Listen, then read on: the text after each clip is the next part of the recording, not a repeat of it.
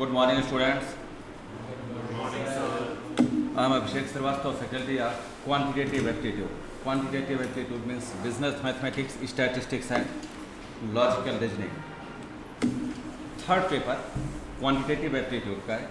Questions जो भी पूछे जाते हैं वो मल्टीपल चॉइस क्वेश्चंस पूछे जाते हैं। मल्टीपल चॉइस क्वेश्चंस का आंसर उस केस में ही आप इजीली और करेक्ट दे सकते हैं जब आपका उस चैप्टर से रिलेटेड कॉन्सेप्ट क्लियर है। हर एक चैप्टर जो भी आपको बताया जाएगा जीरो लेवल से मैं आपको बताऊंगा। ठीक उसी तरह जिस तरह से बेबी क्लास के स्टूडेंट्स को ये बताया जाता है। जानते हैं बेबी क्लास के स्टूडेंट्स को ये कैसे बताया जाता है? कैसे बताया जाता है? जब नर्सरी में स्टूडेंट्स जाते हैं, आप सभी भी गए हों, तो कुछ दिनों तक इस तरह से प्रैक्टिस कराई जाती है, स्लैंटिंग है नहीं, इस तरह से 10-15 दिन तक ऐसे प्रैक्टिस कराई जाती है, फिर 10-15 दिन तक अगले इस तरह से प्रैक्टिस कराई जाती है, ठीक। और फिर अगले 10-15 दिन तक ये स्लीपिंग लाइन बताई जाती है। ऐसे ही तो होता है।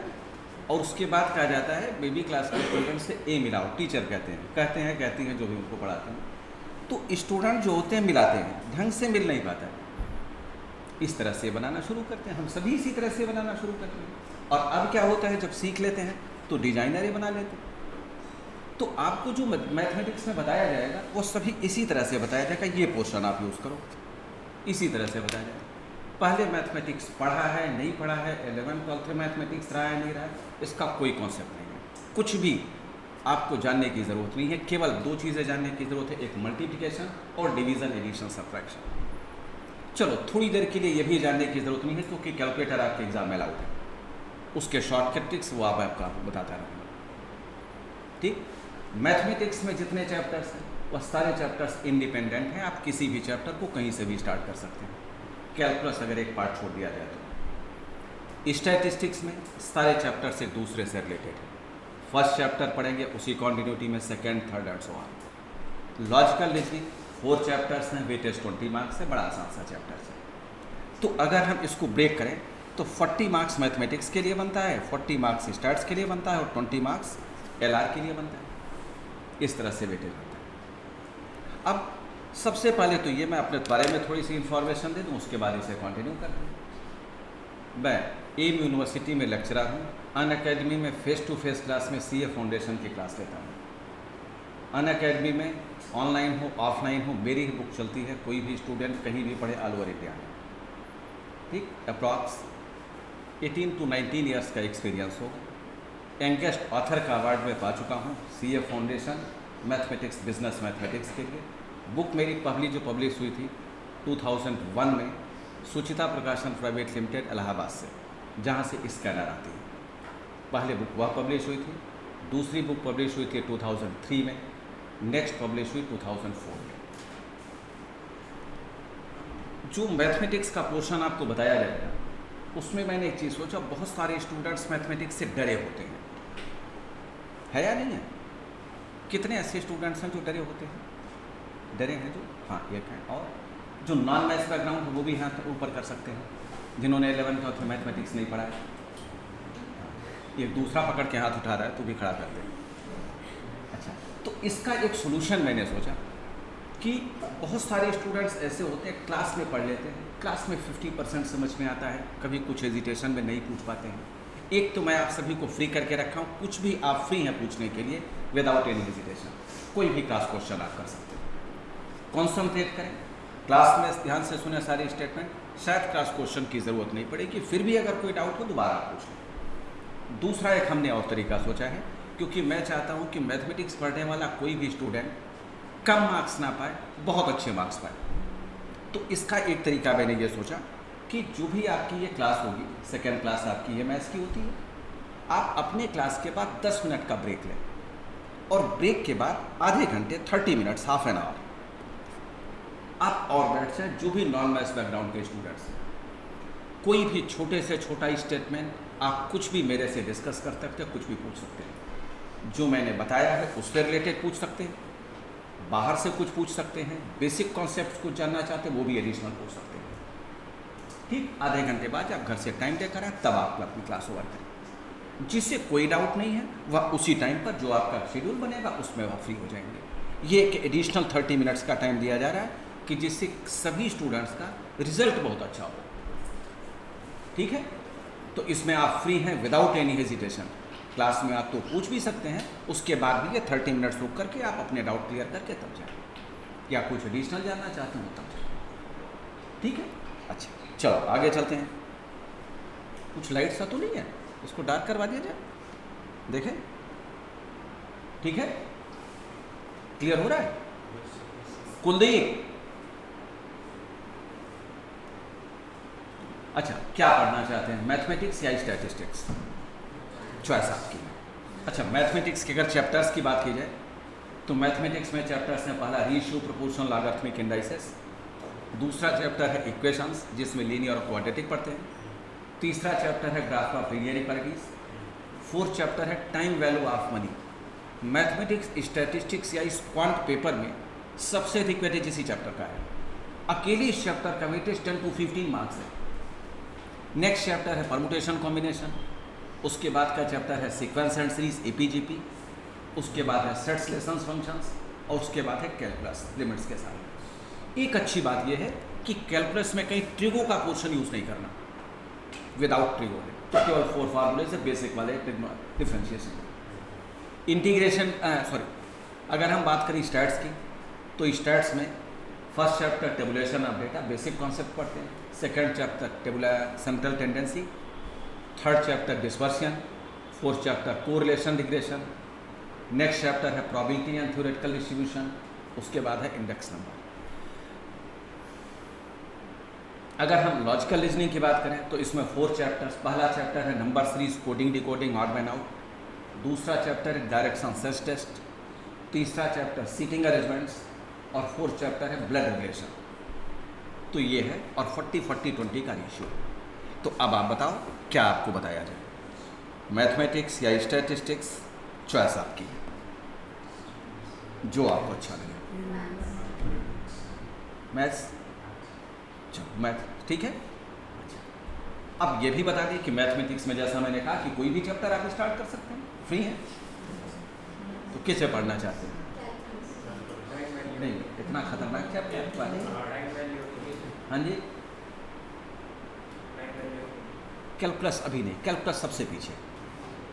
ठीक है, टाइम वैल्यू ऑफ मनी इन्होंने कहा, इसका वेटेज सबसे अधिक है, 10 to 15 मार्क्स। ठीक, या स्टार्ट चॉइस बताया, क्या बताया जाए, इसी को या कुछ और chapter?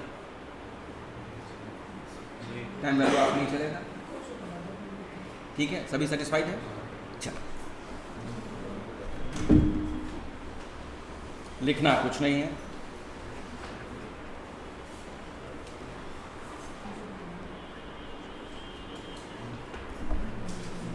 Time value of money concentrate करके सीखते रहें, बहुत अच्छे से कॉन्सेप्ट क्लियर होगा। जैसा मैंने कहा कि आप जानते हो पहले या नहीं जानते हो, कोई फ़र्क नहीं पड़ता। आप पहले मेंटली अपने आप को फ्री कर लें कि हमें केवल सीखना है बस, और कुछ नहीं। अगर सारे वर्ड्स में हैं तो भी 100% समझ में आ जाएगा। अगर कुछ नहीं आता है तो आप पूछ लेंगे। चलो सुनते हैं। टाइम वैल्यू ऑफ मनी को एक और नाम से जानते हैं, जिसे कहते हैं मैथमेटिक्स ऑफ फाइनेंस।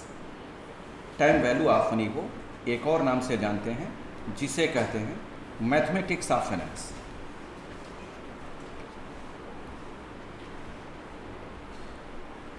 एक बहुत सिंपल सा वर्ड है फाइनेंस, जो हम कहीं ना कहीं सुन लेते हैं या यूज़ कर लेते हैं। सुना है आप सभी ने फाइनेंस वर्ड क्या होता है? अगर सुना है तो बच्चे कुछ नहीं लिखो, सफिशिएंट टाइम दिया जाएगा नोट डाउन करने के लिए। केवल जैसे मूवी देखते हैं, पहले दिन है, क्यों इतना पढ़ोगे टेंशन लेकर, देखो मजे करो। फाइनेंस वर्ड सुना है, क्या होता है बताओ? हाँ जी सर, फाइनेंस वर्ड मतलब कि पैसों से रिलेटेड होता है मोस्टली, कि फाइनेंशियल पोजीशन।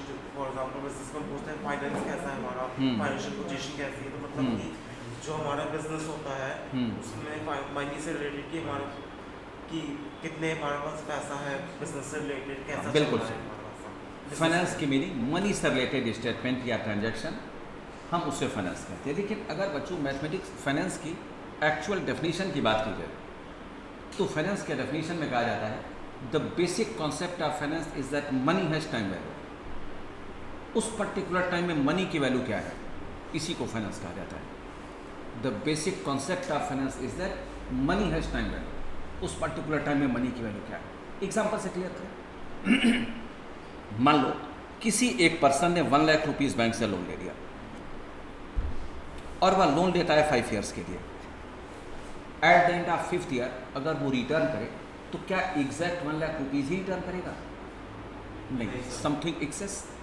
हमने एज्यूम किया कि अगर बैंक को वो रिटर्न कर रहा है 1,20,000, मान लो एक अजम्पशन है, ऑन पेपर उसने बैंक से लोन कितने का लिया था? 1 लाख रुपीज़, और 5 साल बाद वो रिटर्न कितना कर रहा है? 1,20,000 रुपीज़। ऑन पेपर अगर ट्रांजैक्शन की बात की जाए तो केवल 1 लाख रुपीज़ का ही ट्रांजैक्शन हुआ है। बैंक जाकर उस पर्सन का नाम लेकर अगर कोई पूछता है कि तुम इसने लोन कितने का लिया है, तो बैंक तुरंत कह देगी 1 लाख रुपीज़ लिया। उस पर्सन से कोई पूछता है कि तुमने लोन कितने का लिया है, वो भी कहेगा 1 लाख रुपीज़ का लोन लिया है। लेकिन 1 लाख रुपीज़ की वैल्यू 5 साल बाद कितनी हो जा रही है? 1,20,000 रुपीज़। इसी प्रोसेस को फाइनेंस कहा जाता है। अब जरा ये समझो, 1 लाख रुपीज़ तो यहाँ था, 1,20,000 यहाँ है, बीच में ड्यूरेशन कितना है? 5 ईयर्स। क्या सोच कर बताओ एक ही दिन में ये वैल्यू बढ़ गई? नहीं, कितना टाइम लगा? 5 ईयर्स। क्या ये मैं कह सकता हूँ एवरी डे मनी की वैल्यू कुछ ना कुछ बढ़ी होगी? देखो मेरा हाथ चल रहा है, एवरी डे मनी की वैल्यू कुछ ना कुछ बढ़ी होगी। और 5 साल बाद कितनी हो गई? 1,20,000। क्या मैं ये कह सकता हूँ कि मनी की वैल्यू एवरी डे इंक्रीज होती है? क्या ये मैं कह सकता हूँ कि आपने पॉकेट में जो भी आप अभी समय रखे हों, जब क्लास के बाद ओवर होगी क्लास तो कुछ अमाउंट बढ़ जाएगा? क्यों नहीं कह सकता? बात तो वही है, मनी की वैल्यू अगर कॉन्टिन्यूस इंक्रीज हो रही है, पॉकेट में 100 रुपीज़ रखा, क्लास के बाद निकला 110 हो गए, कितना अच्छा लगेगा? पॉकेट ही देखते रहेंगे, कहेंगे छोड़िए मोबाइल पड़ोसी को दे दो, कितना अच्छा लगेगा, सुनने में ही अच्छी फीलिंग्स आने लगी। नहीं होता ऐसा नहीं, लेकिन प्रैक्टिकली तो यही है, मनी की वैल्यू तो कॉन्टिन्यूस इंक्रीज करिए। जरा सोचो, अगर एग्जाम्पल यही है 1 लाख से 1,20,000 हुआ तो कुछ ना कुछ तो बढ़ा ही होगा, एवरी डे कुछ ना कुछ बढ़ा, तो मनी की वैल्यू जो बढ़ रही है इसी प्रोसेस। अब जरा एक बात समझो, ये 1 लाख से 1,20,000 होने में क्या क्या यूज हुआ, कैसे बढ़ा? एक तो कौन कौन से फैक्टर्स है जो इसे बढ़ा सकते हैं? तो पहला वर्ड तो ये आ गया प्रिंसिपल वैल्यू, ये बढ़ा सकता है अमाउंट। दूसरा क्या मिला? Time period. तीसरा क्या बढ़ा? इंटरेस्ट। नेक्स्ट क्या मिला? Method of interest.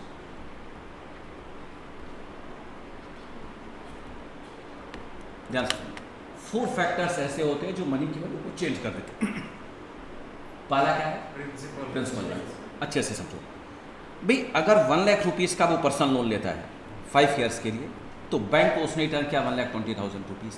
जरा सोचो, अगर ये लोन 50,000 का उसने लिया होता, क्या तब भी इतना ही रिटर्न करता? 5 साल बाद कितना रिटर्न करता? इससे कुछ कम। और अगर ये 1 लाख रुपीज़ के जगह पर 5 लाख रुपीज़ लोन लिया होता, क्या अब भी इतना ही रिटर्न करता? उससे ज़्यादा। इसकी मीनिंग क्या है? प्रिंसिपल एक ऐसा फैक्टर है जो मनी की वैल्यू को चेंज कर सकता है। भाई जितनी वैल्यू बढ़ाओगे वैल्यू बढ़ जाएगी, 5 साल बाद कम करोगे वैल्यू कम हो जाएगी। तो पहला फैक्टर क्या मिला हमें? प्रिंसिपल। और इसे हम इस पूरे चैप्टर में कैपिटल पी से नोट करते रहेंगे, कैपिटल पी से नोट करते रहेंगे। दूसरा क्या फैक्टर मिला? अब जरा आप सोचो, प्रिंसिपल को अब हमने फिक्स कर दिया 1 लाख रुपीज़। दूसरा कौन सा फैक्टर है? टाइम भी एक ऐसा फैक्टर होता है जो किसी वैल्यू को चेंज कर सकता है। जैसे अगर ये 1 लाख रुपीज़ है, 5 ईयर्स के लिए लोन लिया गया, रिटर्न कितना हुआ? 1,20,000। अगर ये लोन 2 ईयर्स के लिए लिया गया होता, क्या तब भी इतना ही रिटर्न किया जाता? नहीं, उससे कम होगा। उससे कुछ कम। और अगर ये लोन 10 ईयर्स के लिए कर दिया जाए तो उससे कम होगा। इसकी मीनिंग क्या है? अगर प्रिंसिपल वैल्यू फिक्स है तो टाइम पीरियड बढ़ाते जाओ वैल्यू बढ़ जाएगी, कम करोगे वैल्यू कम हो कम जाएगा। हो जाएगी। तो इसके मीनिंग टाइम भी एक ऐसा फैक्टर हो सकता है जो मनी की वैल्यू को चेंज कर सकता है। और इसे हम इस पूरे चैप्टर में स्मॉल टी या स्मॉल एन में से किसी एक से नोट करते रहेंगे। नेक्स्ट क्या है? Interest. Interest is the amount which is charge by the use of the principal value. ध्यान से समझना, इंटरेस्ट अमाउंट होता है। अगर हम यहां देखें 1 लाख रुपीज़ का आपने लोन लिया, रिटर्न कितने का किया है? 1,20,000 रुपीज़। तो 20,000 रुपीज़ एक्सेस क्यों दिया बैंक को? ये इंटरेस्ट है 20,000 रुपीज़, और ये दिया क्यों? क्योंकि 1 लाख रुपीज़ का फिगर वह पर्सन लेकर के 5 साल तक अपने तरीके से यूज़ किया। यही तो किया है ना। अगर लोन पर्सनल है तो बैंक कभी पूछने नहीं आएगी कि आपने 1 लाख रुपीज़ का क्या किया। कोई फ्रेंड्स को पार्टी दे दे, कोई एसेट परचेज कर ले, किसी को डोनेट कर दे, कोई पूछने वाला नहीं है। लेकिन क्योंकि 1 लाख रुपीज़ की वैल्यू उसने यूज़ किया है, इसलिए समथिंग एक्सेस बैंक को पे करेगा, और उसी एक्सेस वैल्यू को क्या कहा जाता है? इंटरेस्ट। ध्यान रखना, ये इंटरेस्ट वैल्यू है, ये इंटरेस्ट अमाउंट है, और इस इंटरेस्ट को कैलकुलेट करने के लिए जो रेट लगाया जाता है हम उसे रेट ऑफ इंटरेस्ट कहते हैं। जब भी किसी भी दो पार्टी के बीच में ट्रांजैक्शन होता है तो तुरंत बता दिया जाता है कि रेट ऑफ इंटरेस्ट क्या है, 5%, 6%, 8%, कुछ भी हो सकता है, और उसी रेट के बेस पर 20,000 या ऐसा कोई फिगर कैलकुलेट किया जाता है। जब भी कोई पर्सन बैंक से लोन लेने जाता है तो तुरंत वह पूछता है कि क्या रेट ऑफ इंटरेस्ट चल रहा है, उसी रेट ऑफ इंटरेस्ट के बेस पर यह फिगर कैलकुलेट होगा। और इस रेट ऑफ इंटरेस्ट को हम किससे नोट करेंगे? आर से, जो परसेंटेज साइन के साथ नोट किया जाता है। ध्यान रखना, इंटरेस्ट अमाउंट अलग है और रेट ऑफ इंटरेस्ट ये अलग है। रेट 5%, 8%, कुछ भी हो सकता है परसेंटेज साइन के साथ, और ये इंटरेस्ट की वैल्यू है, ऐसा कुछ भी फिगर हो सकता है। Next, method of interest. There are 2 types of interest, simple interest and compound interest.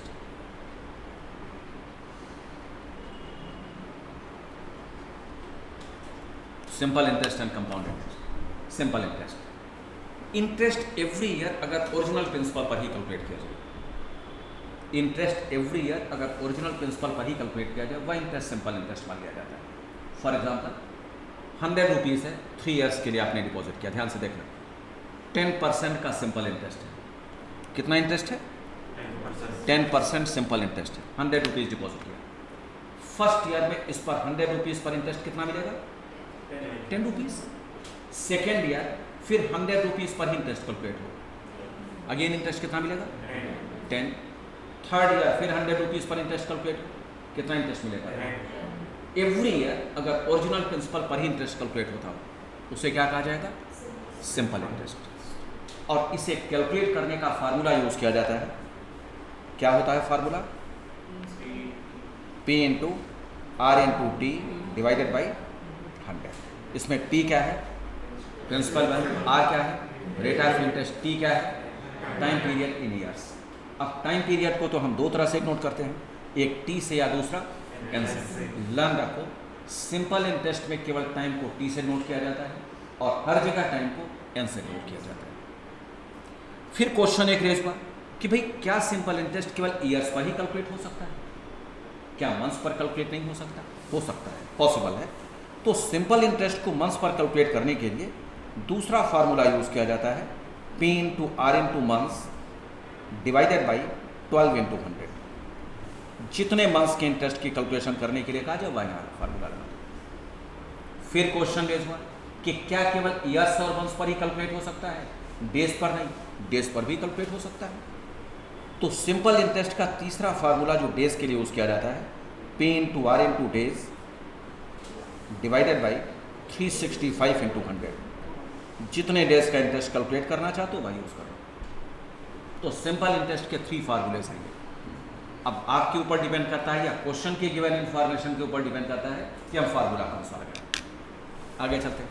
Compound interest, principal plus interest पर जो इंटरेस्ट की कैलकुलेशन होती है उसे कंपाउंड इंटरेस्ट कह दिया जाता है। प्रिंसिपल प्लस इंटरेस्ट पर जो इंटरेस्ट कैलकुलेट होगा उसे क्या कहेंगे? Compound interest. एग्जांपल से समझो, 100 रुपीज़ बैंक में डिपॉजिट किया 3 ईयर्स के लिए, रेट ऑफ इंटरेस्ट है 10% पर एनम कंपाउंडेड एनुअली। ये क्या है? Compounded annually. अब जरा देखो, 100 रुपीज़ तुमने डिपॉजिट किया, फर्स्ट ईयर में इंटरेस्ट कितना मिलेगा? ये 10 रुपीज़ 100 रुपीज़ में ऐड कर दिया। अब सेकेंड ईयर 100 पर या 110 पर? श्योर हो? 110 पर। 110 का 10% कितना होगा? ये 11 रुपीज़ फिर 110 में ऐड हो गया, कितना मिला? 121। अगले साल कितने ईयर्स पर, कितने वैल्यू पर इंटरेस्ट कैलकुलेट होगा? 121। प्रिंसिपल प्लस इंटरेस्ट पर जो इंटरेस्ट कैलकुलेट होता है वह कंपाउंड इंटरेस्ट होता है। In other words we can say interest on interest are called compound interest, और इसे कैलकुलेट करने के लिए फार्मूला यूज किया जाता है।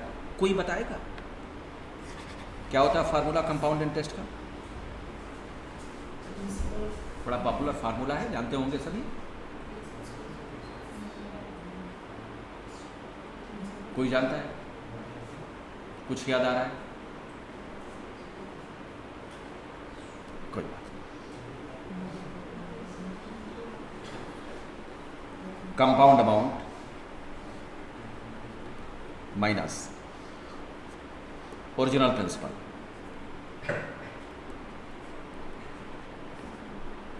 और कंपाउंड अमाउंट जिसे हम कैपिटल ए से नोट करते हैं, इसे कैलकुलेट करने का फार्मूला P1 + R/100 बहुत सारे स्टूडेंट्स इसी फार्मूले को कंपाउंड इंटरेस्ट के लिए यूज़ करते हैं।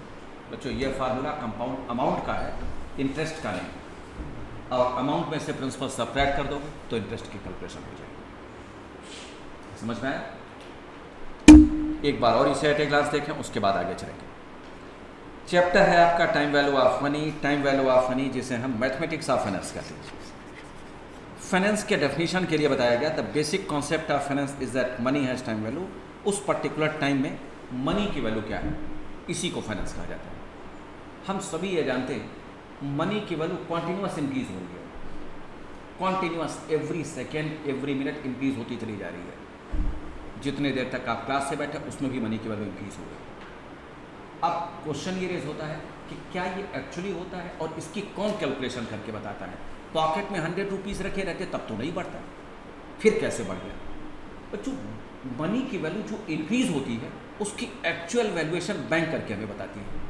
गवर्नमेंट ऑफ इंडिया ने बैंक को ये राइट दे रखा है और बैंक इसके लिए हमसे कमीशन चार्ज करती है।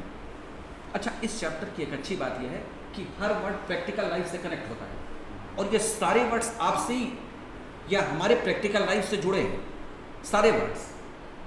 इसीलिए कहीं ना कहीं इस चैप्टर का वेटेज सबसे अधिक है और आगे भी इंटर में भी इसका यूज़ किया जाता है इस चैप्टर का, तो इसलिए सारे वर्ड्स बहुत अच्छे से समझ गए। मैंने कहा कि मनी की वैल्यू इंक्रीज होती है, इसका राइट बैंक को मिला हुआ है। जैसे कि एग्जाम्पल से आप क्लियर करो, मान लो किसी एक पर्सन ने 10,000 रुपीज़ बैंक में डिपॉजिट किया। जनरली 7 to 8 ईयर्स में डबल या उसके आसपास रहता है। मान लो वो पर्सन 6 साल के लिए बैंक में डिपॉजिट करता है और 6 साल बाद बैंक ने उसे रिटर्न किया 16,000 रुपीज़। ठीक ठीक लग रहा है? 10,000 6 साल बाद 16,000। इसकी मीनिंग क्या है? इसकी मीनिंग यह है कि 10,000 रुपीज़ जो आपने बैंक में डिपॉजिट किया था, 6 साल में उस मनी की वैल्यू कितनी बढ़ गई? 6,000 रुपीज़ बढ़ गई। तो जरा सोच कर देखो 1 ईयर में ये वैल्यू कितनी बढ़ी होगी? 1,000 बढ़ी होगी। चलो भाई हमने मान लिया 1 ईयर की मीनिंग 12 मंथ्स। अगर 12 मंथ्स में ये वैल्यू इतनी बढ़ गई तो 1 मंथ में ये वैल्यू कितनी बढ़ी होगी? Divided by 12। 1000 डिवाइडेड बाई 12 करोगे तो आएगा 83.33 अप्रॉक्स, यही आता है लगभग। 1 मंथ की मीनिंग 30 डेज। 30 डेज में अगर इतने रुपीज़ बढ़ रही है तो 1 डे में ये वैल्यू कितनी बढ़ी होगी? दिस डिवाइडेड बाई 30 आएगा अप्रॉक्स 2.77। हम कंसीडर मान लो करते हैं 2.75। इसकी मीनिंग क्या है? जिस 10,000 रुपीज़ को आप बैंक में डिपॉजिट कर रहे हैं, एक दिन में उसकी वैल्यू कितनी बढ़ गई? 2.75 पैसे। कभी कभी ऐसा होता है कि 10,000 रुपीज़ हम 2 और 3 डेज़ के लिए पॉकेट में रखे रह जाते हैं, पॉकेट में वैल्यू नहीं बढ़ती। फिर हेरा फेरी वाली मशीन नहीं है कि पैसे लगाओ इधर से डबल नहीं। इसकी कैलकुलेशन कौन करके बताता है? बैंक, क्योंकि बैंक को ही ये राइट मिला हुआ है बताने का, और बैंक इसके लिए कमीशन हमसे चार्ज कर लेती है। चलो वो अलग एक टॉपिक है, हम पहले इसे डिस्कस कर लेते हैं। अब मेरा क्वेश्चन ये था कि जो मनी की वैल्यू आप कहने बढ़ रही है कॉन्टिन्यूस, तो कौन बढ़ाता है? मशीन तो है नहीं, तो बढ़ाएगा कौन? कौन कौन से फैक्टर्स बढ़ाएंगे? कितने फैक्टर्स मिले थे? 4 फैक्टर्स, प्रिंसिपल, टाइम, रेट और मेथड, यही 4 है और कोई नहीं है। मनी की वैल्यू के लिए यही 4 फैक्टर्स है जो बढ़ाते हैं। पहला क्या है?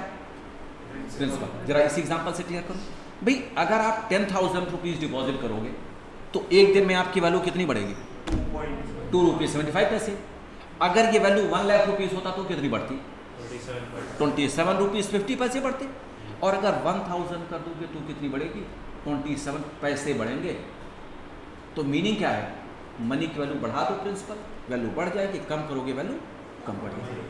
बात क्लियर है? और इसे नोट किससे करेंगे? ई से। चलो आगे दूसरा देखते हैं, टाइम फैक्टर। भाई 10,000 रुपीज़ अगर ये फिक्स है, एक दिन के लिए डिपॉजिट करोगे तो कितनी वैल्यू बढ़ेगी? 2 रुपये 75 पैसे। 1 मंथ के लिए 83 रुपीज़, 1 ईयर के लिए तो जितने डेज बढ़ाते जाओ वैल्यू बढ़ती चली जाएगी, कम करोगे कम बढ़ेगी वैल्यू।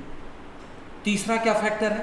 Rate of interest. ध्यान से समझना, रेट ऑफ इंटरेस्ट अगर ज़्यादा कर दिया जाए तो मनी की वैल्यू तेजी से बढ़ेगी, रेट ऑफ इंटरेस्ट कम कर दिया जाए तो मनी के बढ़ने की स्पीड क्या हो जाएगी? और ये डिक्लेयर कौन करता है? आरबीआई। अगर आरबीआई ने रेट ऑफ इंटरेस्ट कर दिया जाए 15%, भाई साहब हर चौथे साल में मनी की वैल्यू डबल होने लगेगी। लेकिन अगर रेट ऑफ इंटरेस्ट आरबीआई ने कर दिया 3%, अगले 10 साल में वैल्यू डबल ना होगी। तो ये इस पर डिपेंड करता है, किस पर? रेट क्या चल रहा है, और जो डिक्लेयर करता है आरबीआई। रेट ऑफ इंटरेस्ट बढ़ाने पर वैल्यू बड़ी तेजी से बढ़ेगी, कम करेंगे स्लो हो जाएगी बढ़ने की स्पीड। और फोर्थ क्या है? मेथड। इंटरेस्ट कैलकुलेट करने का मेथड कौन सा है? अगर कंपाउंड लगाओगे तो वैल्यू तेजी से बढ़ेगी, और अगर सिंपल लगाओगे तो बढ़ने की स्पीड स्लो हो जाएगी। समझ में आ गया मनी की वैल्यू कैसे बढ़ती है, क्या यूज है? क्लियर है यहाँ तक?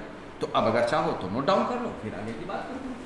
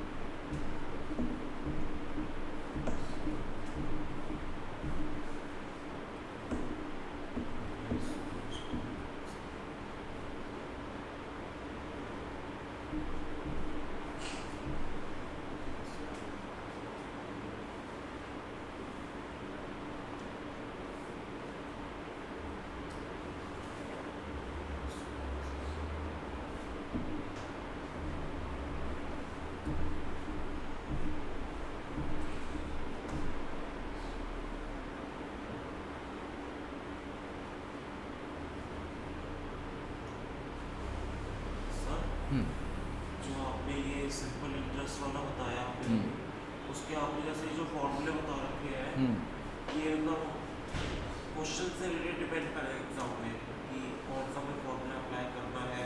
नहीं, क्वेश्चन में दिया जाता है, दिया जाएगा। फिर भी अगर इंटरेस्ट की कोई इंफॉर्मेशन गिवन क्वेश्चन में नहीं है तो कंपाउंड इंटरेस्ट लगाया जाता है, क्योंकि प्रैक्टिकल लाइफ में अब कहीं भी सिंपल इंटरेस्ट नहीं है।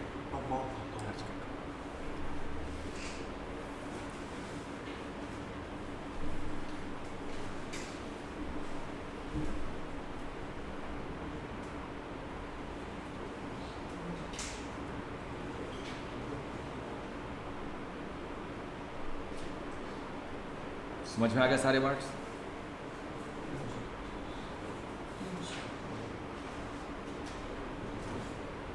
मुश्किल तो नहीं है चैप्टर? ठीक है, समझने लायक है।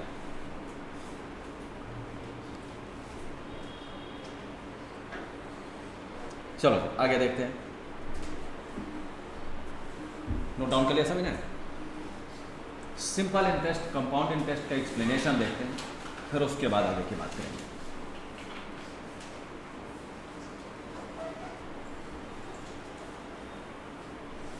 ₹100 मान लो कोई एक पर्सन किसी एक बैंक में डिपॉजिट करता है 3 इयर्स के लिए, लिखना नहीं। रेट ऑफ इंटरेस्ट है 10% सिंपल इंटरेस्ट। अगर इसे एक्सप्लेन किया जाए तो इसकी मीनिंग क्या है? फर्स्ट ईयर में ₹100 बैंक में डिपॉजिट किया गया, ₹100 का 10% कितना मिला? 10 रुपीज़। ये सिंपल इंटरेस्ट है, तो सेकेंड ईयर किस वैल्यू पर इंटरेस्ट कैलकुलेट होगा? अगेन 100 रुपीज़ पर इंटरेस्ट कैलकुलेट होगा, और फिर कितना इंटरेस्ट मिलेगा? 10 रुपीज़। थर्ड ईयर किस वैल्यू पर इंटरेस्ट कैलकुलेट किया जाएगा, और इस पर इंटरेस्ट कितना मिलेगा? इसकी मीनिंग यह है कंप्लीट इन 3 इयर्स के ट्रांजैक्शन में इंटरेस्ट कितना मिला? 30 रुपीज़ का। जनरली इस एक्सप्लेनेशन को यूज़ नहीं किया जाता, हम डायरेक्ट फार्मूले से सिंपल इंटरेस्ट की कैलकुलेशन कंप्लीट कर लेते हैं। कौन सा फार्मूला आप लगाओगे सिंपल इंटरेस्ट का? क्योंकि हमारे पास सिंपल इंटरेस्ट के 3 फार्मूलेज हैं, किसे लगाना चाहिए?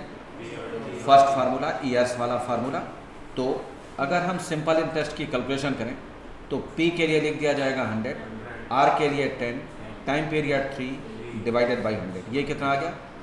एग्जैक्ट वही आएगा जो एक्सप्लेनेशन से हमने पाया। चलेगा? चलो आगे देखते हैं। एज्यूम करो कि अगर 100 रुपीज़ कोई एक पर्सन बैंक में डिपॉजिट करता है 3 इयर्स के लिए, रेट ऑफ इंटरेस्ट है 10% per annum compounded annually. Compounded annually अगर इसे एक्सप्लेन किया जाए तो इसकी मीनिंग क्या है? फर्स्ट ईयर 100 रुपीज़ आपने बैंक में डिपॉजिट किया, 100 रुपीज़ का 10% कितना होगा? 10 रुपीज़। ये 10 रुपीज़ 100 रुपीज़ में ऐड हो गया, तो अब ये कितना हुआ? 110। सोच कर बताना, सेकेंड ईयर 100 रुपीज़ पर इंटरेस्ट कैलकुलेट किया जाए या 110 पर? 110। श्योर है सभी? 110। इस पर इंटरेस्ट कितना मिलेगा? ये 11 फिर इसमें ऐड हो गया, कितना है? 121। थर्ड ईयर किस वैल्यू पर इंटरेस्ट कैलकुलेट होगा? 121। इस पर कितना? 12.1। ये भी इसमें ऐड हो जाएगा, 133.1। यहाँ तक ठीक है? अब इसे कैलकुलेट करने के लिए भी हम इस एक्सप्लेनेशन को यूज़ नहीं करते हैं, जनरली फार्मूला लगा दिया जाता है A=P 1 + R/100 raised power n। यही फार्मूला है, अभी बताया गया था। ये देखो, तो अब अगर हम इसमें P की वैल्यू यूज़ करें, P के जगह पर 100, 1 + 10/100 रेज़्ड पावर 3, 100 1.1 रेज़्ड पावर 3। अभी आपको कैलकुलेटर का ट्रिक मैं यूज़ करना बताऊंगा। 1.331 और मल्टीप्लाई करने के बाद ये कितना बनता है? 133.1। चेक करके देखो, यही फिगर है। तो इसकी मीनिंग क्या है और मैं ये क्यों बताना चाह रहा हूँ? इसकी मीनिंग ये है, एक्सप्लेनेशन से और फार्मूले से दोनों से आंसर क्या होता है? सेम आता है। तो अगर हमसे कैलकुलेशन करने के लिए कहा जाएगा तो एक्सप्लेनेशन अब हम यूज़ नहीं करेंगे, डायरेक्ट क्या करेंगे? फार्मूले से वैल्यू कैलकुलेट कर लेंगे, क्योंकि आंसर दोनों से सेम आता है। लेकिन कई क्रॉस क्वेश्चन इससे रेज होते हैं। जरा देखो कितने क्रॉस क्वेश्चन रेज होते हैं। पहला क्रॉस क्वेश्चन ध्यान से समझना भाई, सिंपल इंटरेस्ट में हमने सिंपल इंटरेस्ट का फार्मूला लगा दिया, ठीक बात है, लेकिन कंपाउंड इंटरेस्ट में अमाउंट का फार्मूला क्यों लगाया? इसमें तो कंपाउंड इंटरेस्ट लगाना चाहिए था। लॉजिक तो यही कहता है भाई, सिंपल इंटरेस्ट में सिंपल इंटरेस्ट, तो कंपाउंड इंटरेस्ट में कंपाउंड। ले और अगर आपने इसमें ए लगाया तो सिंपल में भी ए कैलकुलेट करते, फिर कॉन्ट्राडिक्शन क्यों? इसका आंसर यह है कि सिंपल इंटरेस्ट के एक्सप्लेनेशन से जो लास्ट कैलकुलेटेड वैल्यू हम पाते हैं वो क्या पाते हैं? सिंपल इंटरेस्ट की पाते हैं। और कंपाउंड इंटरेस्ट के एक्सप्लेनेशन में जो लास्ट कैलकुलेटेड वैल्यू पाते हैं वो क्या पाते हैं? अमाउंट की पाते हैं। इसलिए कंपाउंड इंटरेस्ट में पहले अमाउंट का फार्मूला लगाया जाता है और सिंपल इंटरेस्ट में सिंपल इंटरेस्ट का फार्मूला लगाया जाता है। हाँ, सिंपल इंटरेस्ट में अगर अमाउंट की कैलकुलेशन आप कैलकुलेट करना चाहते हो तो प्रिंसिपल प्लस इंटरेस्ट से इसकी कैलकुलेशन कर सकते हो, और कितना आ जाएगा ये? 130 रुपीज़। और कंपाउंड इंटरेस्ट अगर कैलकुलेट करना चाहते हो तो ये देखो फार्मूला ऊपर क्या लिखा है, अमाउंट माइनस प्रिंसिपल, तो ये क्या हो जाएगा? 133.1। अमाउंट पहले फार्मूला ही लिख दिया जाए, अमाउंट माइनस प्रिंसिपल, और इसके बेस पर 133.1 माइनस 100, तो ये कितना आ गया? 33.1। अब ये दोनों स्टेटमेंट तो भूल जाओगे, भूल जाओगे? हाँ बिल्कुल, भूलना जन्म सिद्ध अधिकार है, वो क्यों हम छोड़े? भूलते सभी हैं, भूलते सभी हैं, नहीं भूलते? हाँ भूलते हैं। एक के लिए कहा जाता है स्वामी विवेकानंद वो भूलते नहीं थे, एक पेज अगर उनको रीड कर लेते थे तो होल लाइफ उन्हें लर्न रहती थी। लेकिन अब इतने मेमोरी तेज होने से क्या फ़ायदा, 37 ईयर्स के ऊपर चले गए। अरे मेमोरी थोड़ी कम ही रहे, पूरी लंबी पारी खेलो, तो ऐसे मेमोरी का क्या फ़ायदा। तो इतने तेज मेमोरी रखने की ज़रूरत है, नॉर्मल रखो। अरे 2 बार देख लेंगे, 1 बार नहीं समझ में आएगा। चलो, तो in case of simple interest, पहला ट्रिक, सिंपल इंटरेस्ट के केस में धरती पर जितने क्वेश्चंस हैं, सिंपल इंटरेस्ट का फार्मूला पहले लगाओगे। मेरी बात ध्यान देना, सिंपल इंटरेस्ट पर बेस्ड धरती पर कोई क्वेश्चन दिया जाए, सिंपल इंटरेस्ट मेंशन होना चाहिए, पहले फार्मूला किसका लगाओगे। पूछा जाए या ना पूछा जाए, ये भी ध्यान रखना, पूछा जाए या ना पूछा जाए, फार्मूला पहले इसी का लगाना है। अमाउंट का फार्मूला अगर ज़रूरत हो तो इसके बाद लगाओ, amount equal to P plus S। बात समझ में आ गई। चलो दूसरी बात, कंपाउंड इंटरेस्ट के केस में, in case of compound interest amount का फार्मूला पहले लगाओगे, अमाउंट का फार्मूला पहले लगाओगे, इंटरेस्ट का फार्मूला इसके बाद लगाओगे। इसको सिंप्लीफाई करके आगे मैं और बताऊंगा, अभी फिलहाल इतना रखना। ठीक, सिंपल इंटरेस्ट में किसे पहले, सिंपल इंटरेस्ट, अमाउंट उसके बाद। ध्यान रखना, पूछा जाए या ना पूछा जाए, इस बात पर ध्यान रखना, लगाना हमें पहले इसी को है। अच्छा, तीसरी बात, मैं आपको बात बताऊं उसके पहले ये दिखा दूं, फर्स्ट ईयर का सिंपल इंटरेस्ट कितना है और फर्स्ट ईयर का कंपाउंड इंटरेस्ट कितना है, दोनों सेम है। तो इसकी मीनिंग क्या है, 1 साल के इंटरेस्ट की कैलकुलेशन करने के लिए कहा जाए तो क्या ही फर्क पड़ता है, कुछ भी लगा दो। During the first year there is no difference between simple interest and compound interest. पहले साल के अगर इंटरेस्ट की कैलकुलेशन करनी है, कंपाउंड इंटरेस्ट मेंशन हो, आप सिंपल लगा दो, कोई फर्क नहीं पड़ता, आंसर उतना ही आएगा, क्योंकि कोई डिफरेंस ही नहीं है। क्लियर। और अगली बात ये कि अगर हम कंपाउंड इंटरेस्ट की बात करें तो कंपाउंड इंटरेस्ट में कितना मिला है 33.1, और सिंपल इंटरेस्ट कितना मिला था 30।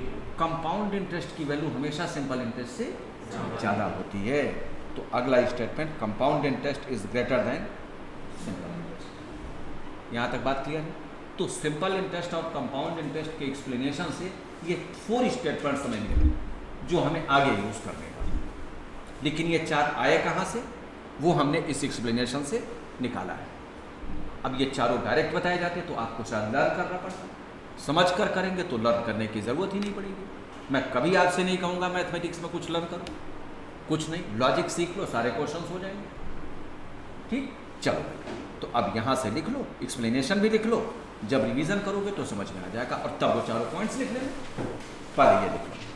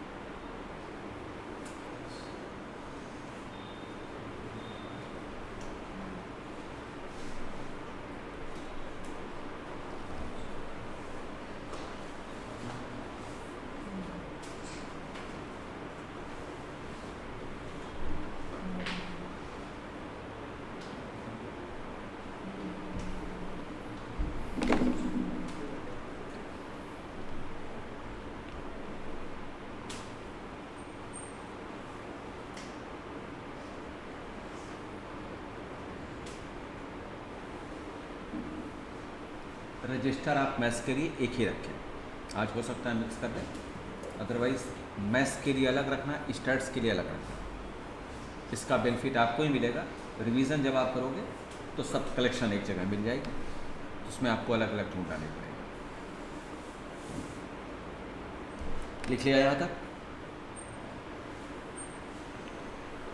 थर्ड स्टेटमेंट अगर चाहो तो लिख लो, during the first year there is no difference between simple interest and compound interest.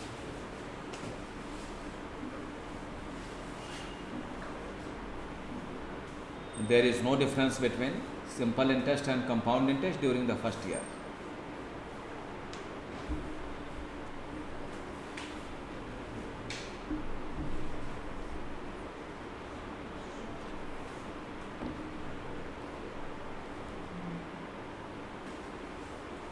देखिए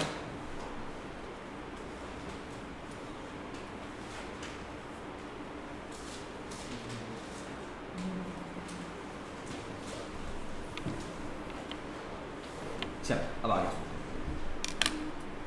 हमें कोई भी चैप्टर पूरे मैथमेटिक्स स्टैटिस्टिक्स में कितनी भी अच्छी तरह से समझ में आ जाए, अगर क्वेश्चन सॉल्व होने लगता है तो हम कहते हैं जी बहुत अच्छा है, अगर क्वेश्चन सॉल्व नहीं होते हैं कहते हैं जी अच्छा नहीं लग रहा है, इंटरेस्ट नहीं है, छोड़ जाने दो।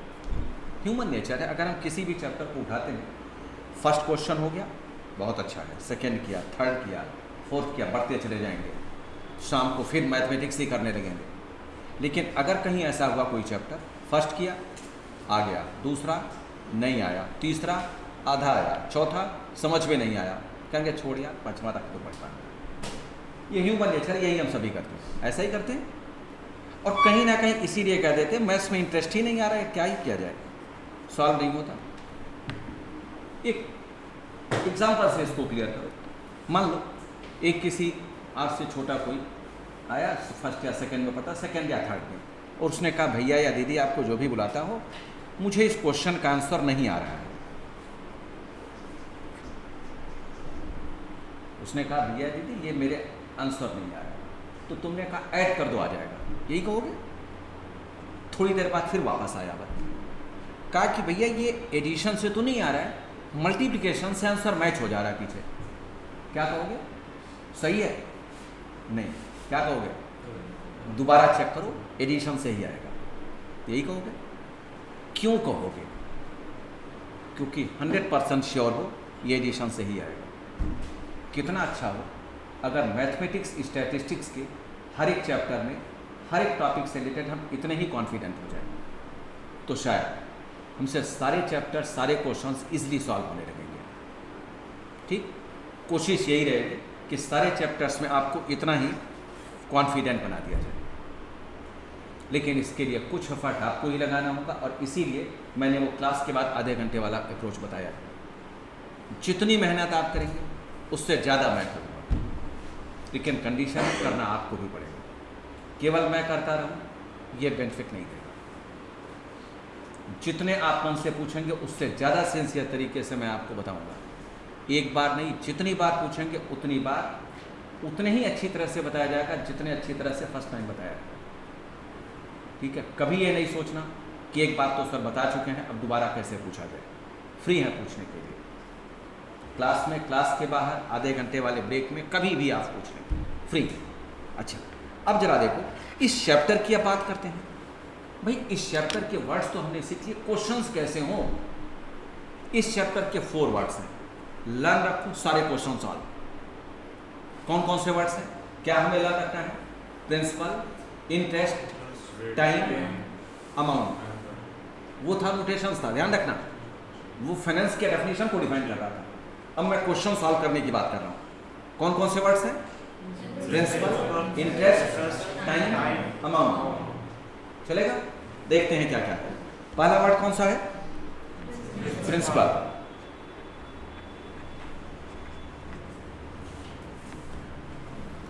वह इनिशियल फिगर जो किसी भी दो पार्टी के बीच में यूज किया जाता है। मैंने इनको दे दिया या इन्होंने मुझे दे दिया, वह इनिशियल फिगर क्या कहा जाएगा?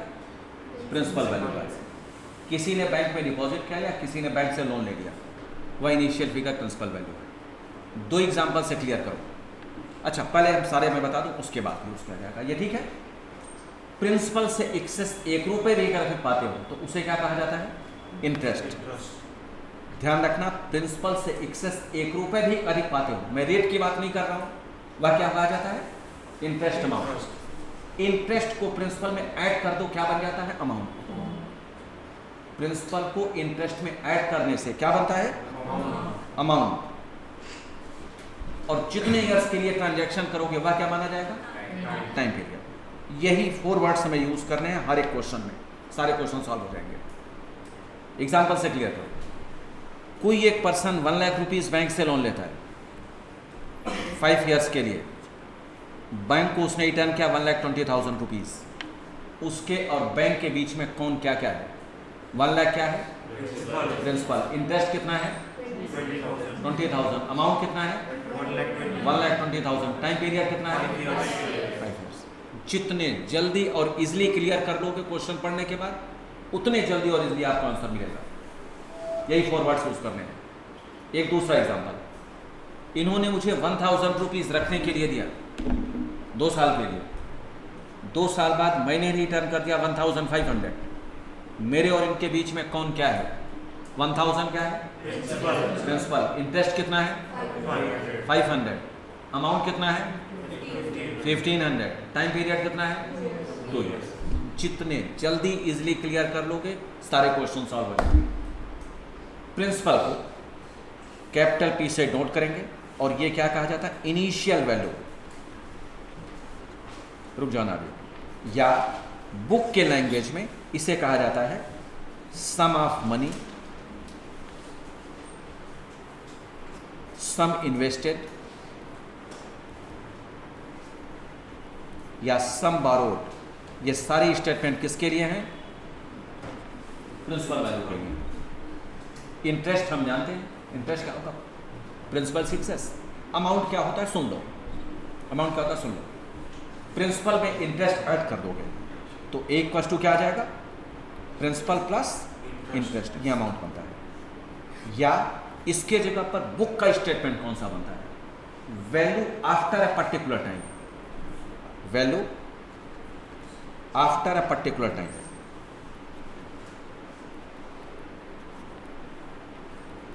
एग्जाम्पल से समझो। 1 लाख रुपीज लोन लिया गया था, मैंने एग्जाम्पल अभी यही तो दिया था। 1 लाख रुपीज लोन लिया गया 5 ईयर्स के लिए। रिटर्न कितना हुआ था? 1,20,000। ये 120 क्या है? 5 साल बाद का फिगर। और इसे हम क्या मान रहे थे? तो अमाउंट ये 5 साल बाद की वैल्यू नहीं है, तो वही तो लिखा है मैंने, value after a particular time. जो एक पर्टिकुलर टाइम के बाद मिलता है वो क्या कहा जाता है? अमाउंट। जो आज की वैल्यू है वो क्या है? प्रिंसिपल। कल मिले, परसों मिले, 2 साल बाद, 10 साल बाद मिले, वो सब क्या है? अमाउंट। ध्यान रखना। इन्होंने मुझे 1,000 रुपीज दिया था 2 साल के लिए। 2 साल बाद मैंने इन्हें 1,500 दिया। 1,500 क्या था? अमाउंट। वो कब की वैल्यू है? 2 साल बाद की वैल्यू है। तो जब भी एक पर्टिकुलर टाइम पीरियड के बाद कोई वैल्यू दिखे तो सब क्या है? अमाउंट है। ध्यान रखना, इसीलिए मैंने स्टेटमेंट ये लिख दिया है। अब एक क्वेश्चन में पढ़ रहा हूं, इसे क्लियर करना। Mister X deposited a sum of money, he received ₹5,000 at the end of 5th year. ये 5,000 क्या है? He received ₹5,000 at the end of 5th year. ये 5,000 क्या है? अमाउंट है। कितने साल बाद का? 5 साल बाद का। इनिशियल वैल्यू क्या है? पता नहीं बताया गया हमें। समझ में? जितने जल्दी और इजीली बार बार ये लर्न रखो या समझ लो, ये चारों वर्ड्स क्लियर हैं, सारे क्वेश्चन सॉल्व हो जाएंगे। और टाइम पीरियड क्या है? हम जानते हैं, जितने ईयर्स का ट्रांजेक्शन होगा वह टाइम पीरियड मान लिया जाएगा। हाँ, 5 ईयर्स होगा। अब मैंने जो कहा वो सही है गलत है, इसे चेक भी तो कर लेना चाहिए। मैंने कहा चारों लर्न रखो, सारे क्वेश्चन सॉल्व, फार्मूला हमें पता है, सिंपल इंटरेस्ट, कंपाउंड इंटरेस्ट। अब ये सही कहाँ है, चेक तो करें। बिना चेक किए तो आज की डेट में कुछ करते नहीं हम। ठीक है, चलो देखते हैं। ये लिखिए, चलो ये दिखा रहा है तो अभी। क्वेश्चन है, एक किसी पर्सन ने, ध्यान से सुनना, एक किसी, क्या नाम है तुम्हारा? तुषार। हाँ, तुषार ने 1,000 रुपीज किसी एक बैंक से लोन ले लिया और इनसे कहा गया कि तुम्हें इस लोन को क्लियर करने के लिए 1050 रुपीज़ पे करने पड़ेंगे। बात ठीक है, तुषार ने 1000 रुपीज़ लोन लिया और इनको कहा गया कि तुम्हें इतने पे करने पड़ेंगे और इनसे ये भी कहा गया कि तुम्हें रेट ऑफ इंटरेस्ट तुम्हारे लिए चार्ज किया जा रहा है 5% सिंपल इंटरेस्ट। तो क्वेश्चन ये है कि तुषार को कितने दिनों बाद इस लोन को क्लियर कर देना चाहिए। बात समझ में आ गई? तुषार को कितने दिनों बाद, क्या मैंने पूछा है? टाइम पूछा है और वो भी किस में? डेज में पूछा है। बस यही तो क्वेश्चन है। रिपीट मैं कर रहा हूँ क्वेश्चन। क्या है क्वेश्चन? 1000 रुपीज़ का लोन तुषार ने लिया, इस लोन को क्लियर करने के लिए 1050 पे करने पड़ेंगे, रेट ऑफ इंटरेस्ट है 5% और टाइम पीरियड पूछा गया डेज में। अब जरा रुक जाओ, सॉल्व नहीं करो, मैं बता रहा। अब हमने तो कुछ सीखा नहीं, मैं तुझे नॉन मैथ्स बैकग्राउंड का स्टूडेंट है, कुछ नहीं आता, लेकिन हाँ जो वर्ड्स आपने बताया वो सब मेरे समझ में आ गए। तो चलो कौन कौन से वर्ड्स हैं? 4 वर्ड्स सर्च करते हैं, चारों क्या क्या है। अच्छा, प्रिंसिपल क्या है? प्रिंसिपल 1000। ध्यान से सुनना, रुकना नहीं, लिखो नहीं, रुक जाओ, कॉन्सेंट्रेट करो। प्रिंसिपल ये है। इंटरेस्ट कितना है? ये 1050 क्या है? अमाउंट है। 1050 अमाउंट आ गया। तो अगर अमाउंट ये है तो इंटरेस्ट कितना रहा? 50। प्रिंसिपल से एक्सेस इंटरेस्ट होता है, तो ये 50 रुपीज़ हो गया। और ये इंटरेस्ट कैसा है, सिंपल या कंपाउंड? सिंपल। चलो भाई ठीक है। और इसका रेट क्या है? 5%। ठीक है। क्या पूछा गया? टाइम पीरियड किसमें? डेज में। ये इंफॉर्मेशन हमारे पास। अभी मैंने थोड़ी देर पहले कहा है, धरती पर जितने क्वेश्चंस बनते हैं सिंपल इंटरेस्ट मेंशन हो, कौन सा फार्मूला लगाओगे? अभी तो कहा है सिंपल इंटरेस्ट का ही फार्मूला लगाओगे। मैंने ये भी कहा पूछा जाए या ना पूछा जाए तो लगाना सिंपल इंटरेस्ट का फार्मूला। लेकिन भाई सिंपल इंटरेस्ट के तो 3 फार्मूले हैं हमारे पास, कौन से लगाया जाए? डेज वाले लगाया जाए। तो P into R into days divided by 365 into 100। तो चलो भाई सिंपल इंटरेस्ट के जगह पर क्या लिखते हैं? 50। प्रिंसिपल के लिए क्या लिखते हैं? 1000। आर के लिए क्या लिखते हैं? 5। डेज पूछा गया हमसे, डिवाइडेड बाई 365 इंटू 100। चलो भाई कैलकुलेशन करते, 2020 से कैंसिल, और ये तो 50 हो गया, 50 भी ये भी कैंसिल, तो डेज कितना आया? अरे वाह, आंसर आ गया। ये क्वेश्चन मुश्किल था, इजी था? जानते क्यों इजी हुआ? क्यों इजी हुआ? इजी इसलिए हुआ क्योंकि हमने नोटेशंस डिफाइन कर दिए। नोटेशंस डिफाइन करते ही बच्चों तुरंत दिख जाएगा फार्मूला क्या लेना है, और कुछ नहीं करना, कोई एफर्ट नहीं डालना। नोटेशंस लिखो तो पहले, आंसर खुद कहता है मैं चल के आपके पास आऊंगा, लेकिन अब बिना नोटेशंस लिखे वो आने वाला नहीं है। समझ में आया? तो लिख लो इसे।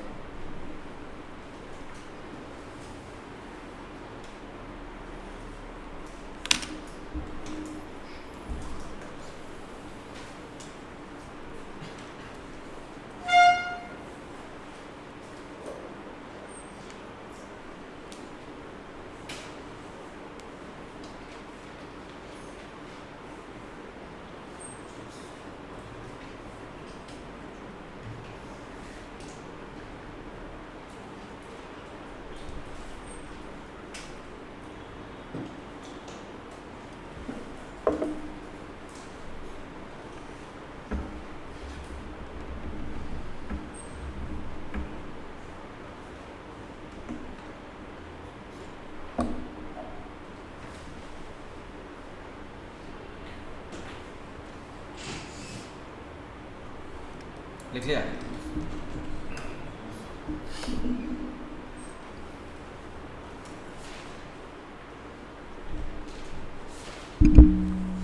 आगे चले। अच्छा, ये तो हम जानते हैं, हमने सीख भी लिया। जिस एग्ज़ाम में अपीयर होने वाले उसमें ट्रिक्स तो काम करेंगे ही करेंगे, अदरवाइज ये हम सभी जानते हैं 2 घंटे में 100 क्वेश्चंस, 2 घंटे मीनिंग 120 मिनट्स, 120 मिनट्स 100 क्वेश्चंस, और इसमें में सर्कल भी डार्क कर लेना है, क्वेश्चन भी पढ़ लेना है। भाई साहब कहाँ होगा? एक तो मैथमेटिक्स ऐसे ही डरावना सब्जेक्ट, अभी मैं कुछ दिन पहले एक रील देख रहा था, ऐसा नहीं समझना मैं कल रील ही देखता हूँ, लेकिन तो उसमें NTA का पेपर JEE वालों को सेट करना था, तो कार्टून था वो। तो NTA में जो असिस्टेंट था उसने कहा कि सर, अपने बॉस से पूछा पेपर कैसा सेट कर दें प्री अटेम्प्ट के लिए, तो उसने कहा केमिस्ट्री खूब हार्ड सेट करो, टफ। कहा ठीक है सर, ओके। का फिजिक्स ठीक ठीक रखो, बहुत टफ भी नहीं, बहुत हाँ ठीक ठीक रखो। उसने कहा सर मैथमेटिक्स, क्या मैथमेटिक्स कैसे भी डाल दो, ऐसे ही नहीं कर पाएंगे डर के मारे। का मैथमेटिक्स से कुछ नहीं होगा, कुछ भी डाल दो। मीनिंग समझे, हम पहले ही डरे हुए होते हैं कि हमसे नहीं होगा, तो उन्हें भी यही लगता है कुछ भी डाल दो, क्या ही फर्क पड़ता है। थोड़ा सा एक बार घुमा दिया, अब बस, अब तो कहाँ होने वाला है। अरे पहले यूज़ तो करो, ये नोटेशंस लिखो तो सही, लिखो तब तो कुछ सोल्यूशन दिखेगा तुम्हें। अब होता क्या है कि हम क्वेश्चन पढ़ने के बाद नोटेशंस ही नहीं लिखने को तैयार है। भाई नोटेशंस नहीं लिखोगे तो कैसे क्लिक करेगा, फार्मूला कौन सा लगाएगा। ठीक है, चलो आगे। हाँ, तो मैं कह रहा था कि अब 100 क्वेश्चंस 120 मिनट्स। अब बिना शॉर्टकट ट्रिक के तो कुछ होने वाला नहीं। अब शॉर्टकट ट्रिक क्या, मीनिंग क्वेश्चन देखते ही आंसर आए, या कुछ ऐसा तरीका में मिले कि कैलकुलेटर फटाफट प्रेस किया, तुरंत आंसर मिले।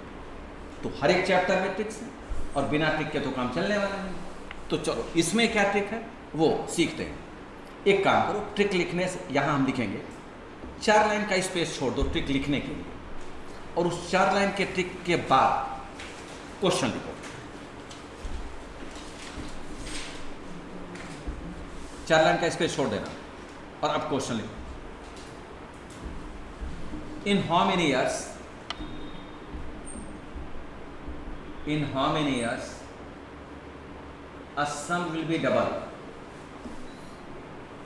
In how many years a sum will be double at the rate of 7% simple interest?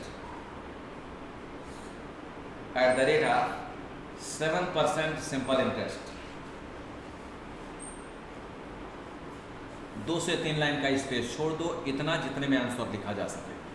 अगला क्वेश्चन, 2 से 3 लाइन का स्पेस छोड़ दो। In how many years a sum will be triple? In how many years a sum will be triple? At the rate of 9% simple interest. 9% simple interest.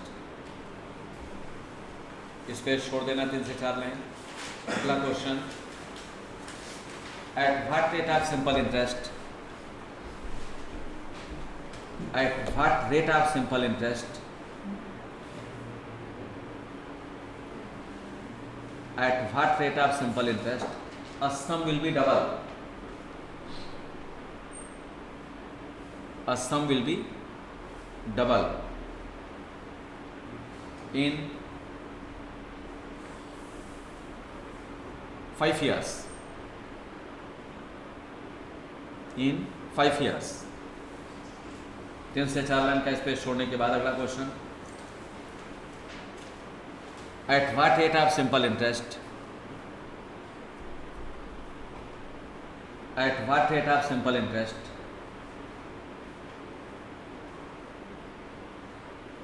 a sum will be triple? At what rate of simple interest a sum will be triple in 11 years? रुक जाना, लिखना कुछ नहीं। ये कुछ ऐसे questions exam में बनते हैं, बड़े पॉपुलर क्वेश्चंस हैं कि जिसमें कुछ क्वेश्चंस ऐसे होते हैं, रेट दिया जाता है, टाइम पीरियड पूछा जाता है, और कुछ में टाइम पीरियड दिया जाता है, रेट पूछा जाता है, सिंपल इंटरेस्ट से रिलेटेड। तो एक तो तरीका यह है, एक्सप्लेनेशन करो और उसके बाद आंसर फाइंड करो। लेकिन जिस एग्जाम में अपीयर होने वाले उसमें बिना शॉर्टकट के काम नहीं चलेगा। जैसे T20 की बैटिंग है, तो जब तक तेज खेलोगे नहीं तब तक आप उतने स्कोर टारगेट नहीं पूरा कर पाओगे। टेस्ट मैच की तरह खेलना तो इसमें कदम है। ठीक, तो अब जरा देखो ध्यान से, ये स्टेटमेंट अभी लिखना नहीं, तो कॉन्सेप्ट सीख लो। ये जो ट्रिक मैं बताने वाला हूं ये केवल सिंपल इंटरेस्ट के लिए ही लगेगा। तो पहला स्टेटमेंट था फॉर सिंपल इंटरेस्ट ओनली, लिखना कुछ नहीं, रुक जाओ। In case of double, question कोई भी हो कैसा भी हो, डबल के केस में आंसर फाइंड करने के लिए 100 डिवाइडेड बाई गिवन वैल्यू कर दो, जो भी क्वेश्चन होगा उसका आंसर आ जाएगा। और अगर इंफॉर्मेशन ट्रिपल की हो, इन केस ऑफ ट्रिपल, तो ट्रिपल के केस में आंसर फाइंड करने के लिए 200 डिवाइडेड बाई गिवन वैल्यू कर दो, आंसर आ जाएगा। समझ पाया? तो अगर इससे ही हमारा आंसर मिल जा रहा है तो क्या जरूरत है पेन पेपर लगाने की? अरे कैलकुलेटर यूज करो, सुखी रहोगे, सही आंसर आ जाए। अब जो पहला क्वेश्चन है वो क्या है, जरा पढ़ो तो। पहला क्वेश्चन पूरा पढ़ने की जरूरत नहीं है, डबल है ट्रिपल है? डबल है। गिवन वैल्यू कौन सी है? 7। अरे फटाफट लगाओ, 100/7 आंसर है। दूसरा क्वेश्चन पढ़ो, डबल है ट्रिपल है? ट्रिपल। गिवन वैल्यू कौन सी है? 9। 200/9 आंसर है। तीसरा क्वेश्चन पढ़ो, डबल है ट्रिपल है? डबल है। गिवन वैल्यू कौन सी है? 5। 100/5 आंसर है। फोर्थ पढ़ो, डबल है ट्रिपल है? ट्रिपल है। Given value 11। 200/11 आंसर है। नहीं चलेगा? नहीं चलेगा क्या ये? अच्छा नहीं लगा ये? नहीं लगा हो तो पूरा एक्सप्लेनेशन बताया जाए, ठीक है? लग रहा खुश नहीं हो इससे, ठीक है? अच्छा, अब अगर हम पहले क्वेश्चन की बात करें तो इसमें क्या पूछा गया हमसे? टाइम पूछा गया, तो बस ये आंसर टाइम में आ जाएगा। दूसरे क्वेश्चन में क्या पूछा गया? टाइम, टाइम में आंसर आएगा। तीसरे में क्या पूछा गया? रेट, आर आ जाएगा। चौथे में क्या पूछा गया? रेट, आर आ जाएगा। जो पूछा जाएगा वो लिख लो। ये परसेंटेज में आ गया, ये यस में आ गया। अब अपने कैलकुलेटर से कैलकुलेट करके चेक कर लो। नहीं ठीक है तो देख लो, जो भी वैल्यू वही आंसर।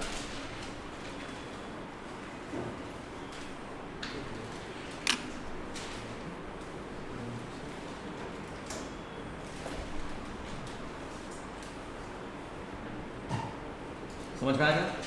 तो जो आपने स्पेस छोड़ रखा है उसमें सबके आंसर लिख लो।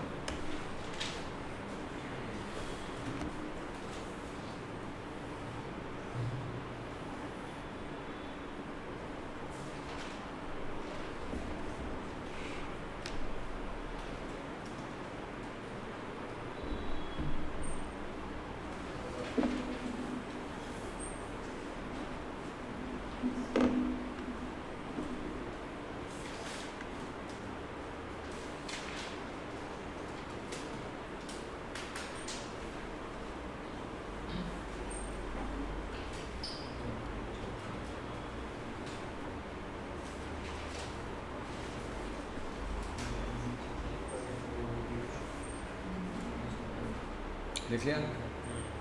चलो चलो, ये मेरे बताते हैं किसी स्टूडेंट ने कहा अरे ऐसे कैसे लिख देंगे, मान लो डबल ट्रिपल ना हो तो क्या करेंगे? ये भी तो क्वेश्चन है। चलो थोड़ा सा और एक्सप्लेनेशन सीख लेते हैं। इसका तो आंसर मिल चुका है, लेकिन अच्छा डबल की मीनिंग जानते हो क्या होता है? डबल मीनिंग 100 रुपीज़ डिपॉजिट करोगे तो उधर से कितना मिलेगा? 200। मीनिंग जितना डिपॉजिट करोगे उतना ही और मिलेगा। एक गिलास डिपॉजिट करो, एक गिलास और मिलेगा, 2 हो जाएंगे। क्या नाम बताया था अभी? तुषार को एक बार डिपॉजिट करो तो कितने? 2 तुषार निकल कर आ जाएंगे। डबल की मीनिंग बेसिकली यही है, एक पेन डिपॉजिट करो डबल। तो इसकी मीनिंग अगर 100 डिपॉजिट करोगे तो कितना मिलेगा? 200। एक्सेस कितना मिला? 100। ठीक। अच्छा ट्रिपल की मीनिंग क्या होती है? एक पेन डिपॉजिट करोगे तो कितना मिलेगा? 3 पेन। तो एक पेन तो खुद का था, तो एक्सेस कितना मिला? 2 पेन। एक गिलास डिपॉजिट किया तो उधर से 3 मिले, एक गिलास तो खुद का था, 2 और मिले। नहीं तो साथ एग्जाम्पल नहीं दूंगा, ठीक है? 5000 डिपॉजिट किया तो 1500 नहीं 15,000 मिला। 5000 खुद का था, 10,000 एक्सेस। चलो समझते हैं।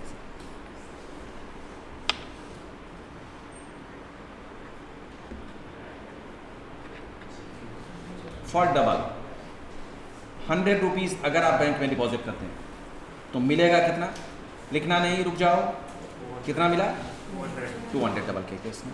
एक्सेस वैल्यू क्या मिली 100 एक्सेस मिला। ध्यान से समझना, आंसर फाइंड करने के लिए डबल में जो एक्सेस वैल्यू है वह डिवाइडेड बाय गिवन वैल्यू लिखा जाता है। यही ट्रिक है, जो ट्रिक बताया है वो ट्रिक बना कैसे उसका तरीका लॉजिक है। मान लो मैंने कहा होता फॉर ट्रिपल, तो ट्रिपल के केस में 100 रुपीज़ बैंक में डिपॉजिट किया तो कितना मिला 300। एक्सेस कितना मिला 200। जो एक्सेस वैल्यू मिले आंसर फाइंड करने के लिए उसी एक्सेस वैल्यू को न्यूमरेटर में शिफ्ट कर दो और नीचे गिवन वैल्यू कर दो। मान लो ये क्वेश्चन हमें मिलता फॉर 4 टाइम्स के लिए। 4 टाइम्स के केस में क्या होता, 100 आपने डिपॉजिट किया तो कितना हुआ ये 400, तो एक्सेस कितना हुआ 300। तो आंसर कैसे फाइंड करोगे 300 डिवाइडेड बाई गिवन वैल्यू। ध्यान देना 4 टाइम्स के केस में ये हो जाएगा। और अगर किसी एग्जाम्पल में मान लो ये कह दिया जाए फॉर 1.5 टाइम्स, भाई 1.5 टाइम्स के केस में क्या करोगे, 100 डिपॉजिट किया तो कितना मिलेगा 150 मिलेगा, और 150 में एक्सेस वैल्यू कितनी है 50। तो ध्यान देना ये क्वेश्चन एग्जाम का है, आंसर फाइंड करने के लिए 50 डिवाइडेड बाई गिवन वैल्यू करनी होगी। वो जो ट्रिक मैंने बताया है वो ट्रिक इसी के बेस पर बना है। समझ पाए, जो एक्सेस वैल्यू होगी वही अभी यूज करेंगे। क्लियर, तो अब ये लिख लो और अच्छी तरह से कॉन्सेप्ट क्लियर हो जाएगा। जहाँ क्वेश्चन पूरा लिखकर कंप्लीट किया है उसके नीचे ये लिख लो, बॉक्स में क्लोज कर देना।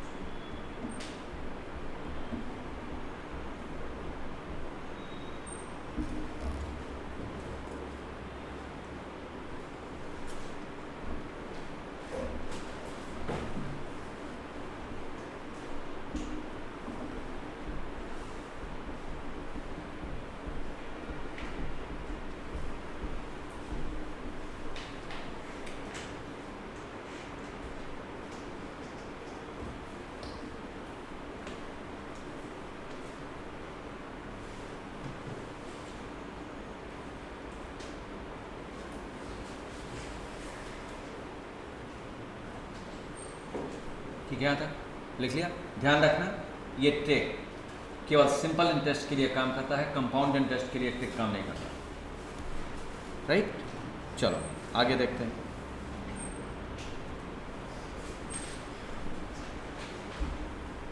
₹100 अगर आप लिखना कुछ नहीं फिर ₹100 मान लो कि एक पर्सन बैंक में डिपॉजिट करता है 3 इयर्स के लिए, रेट ऑफ इंटरेस्ट कितना मिलेगा, अगर 10% मान लो, 10% पर एनम कंपाउंडेड है।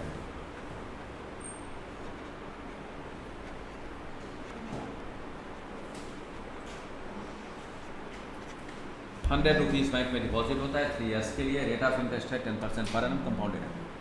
3 साल बाद अमाउंट क्या मिलेगा, फार्मूला कौन सा लगाना चाहिए, ध्यान से समझो। कंपाउंड इंटरेस्ट के अकॉर्डिंगली अमाउंट, कौन सा फार्मूला लगाओगे, कंपाउंड इंटरेस्ट के अकॉर्डिंगली अमाउंट फाइंड करने का फार्मूला तो यही है, अभी बताया गया है, यही तो है ना, यही है। कंपाउंड इंटरेस्ट के अकॉर्डिंगली अमाउंट फाइंड करने का फार्मूला यही है। तो अगर हम इस फार्मूले में यूज़ करें पी के जगह पर 100 1 प्लस, इस एग्जाम्पल को मैं यूज़ कर चुका हूँ और आप सभी के समझ में भी आ चुका था। ये कितना आ जाता है 1.1 रेज़्ड पावर 3, और इसकी जब हमने कैलकुलेशन की थी तो कितना आया था 1.331, और ये फाइनली क्या हमें मिल जाता है 133 पॉइंट। ये तो ठीक है कॉन्सेप्ट, यूज़ पहले भी कर चुके हैं, समझ में आ गया होगा सभी के। जरा एक बात समझना, इसकी मीनिंग क्या है? इसकी मीनिंग है आज कोई पर्सन अगर 100 रुपीज़ बैंक में डिपॉजिट करे, 3 ईयर्स तक बैंक ना जाए, तो 3 साल बाद बैंक उसे 133.1 रुपीज़ दे देगा। क्या मैं सही कह रहा हूँ? एक कोई पर्सन आज 100 रुपीज़ बैंक में डिपॉजिट कर दे, 3 ईयर्स तक बैंक ना जाए, eight the end of 3rd year bank उसे 133.1 रुपीज़ दी कर देगी। क्लियर? क्या इस 133.1 को जो 3 साल बाद मिल रहा है फ्यूचर वैल्यू नहीं कह सकते? सोच कर देखो, क्या 133.1 को फ्यूचर वैल्यू कह सकते हैं? क्योंकि ये कब की वैल्यू है? 3 साल बाद की वैल्यू है। भाई हम जानते हैं प्रेजेंट, पास्ट, फ्यूचर, ये तो जानते हैं। प्रेजेंट क्या है? आज, टुडे। यस्टरडे क्या था? वो तो पास्ट था। और जो टुमारो है वो फ्यूचर है। टुमारो ही फ्यूचर है ना। अच्छा, तो ये तो 3 साल बाद मिला, तो ये तो फ्यूचर की वैल्यू है। और ये 133 पॉइंट कौन कैलकुलेट कर रहा है? ये कैलकुलेट कर रहा है। तो बच्चों क्या मैं एक को फ्यूचर वैल्यू नहीं कर सकता? अमाउंट फ्यूचर वैल्यू ही तो है। और अभी इसके पहले हमने लिखा भी था अमाउंट के लिए, क्या लिखा था? Value after a particular time, meaning particular time period के बाद, तो इसकी मीनिंग ये फ्यूचर वैल्यू हो गया। अच्छा, ये पी क्या है? आज की value, present value, principal value. ठीक है, तो अगर हम इसी फार्मूले को सिंप्लीफाई करें तो क्या ये फार्मूला मैं इस तरह से लिख सकता हूँ? Future value equal to present value 1 + r/100 अगर इस फार्मूले को चेंज किया जाए तो जरा देखना, प्रेजेंट वैल्यू क्या लिख सकते हैं? Future value divided by 1 + r/100 ये ठीक लगा क्या? कुछ चलेगा? तो इसकी मीनिंग क्या है? फ्यूचर का कोई भी टारगेट आपका फिक्स है, उसे पाने के लिए आज कितना इन्वेस्टमेंट करना चाहिए कैलकुलेट किया जा सकता है। फ्यूचर में कुछ भी पाना चाहते हैं, 4 साल बाद चार्टर्ड अकाउंटेंट बनना चाहते हैं, आज कितनी प्रिपरेशन करनी चाहिए कैलकुलेट किया जा सकता है। ये अलग बात है, कैलकुलेट नहीं करेंगे क्योंकि वो न्यूमेरिक वैल्यू नहीं है।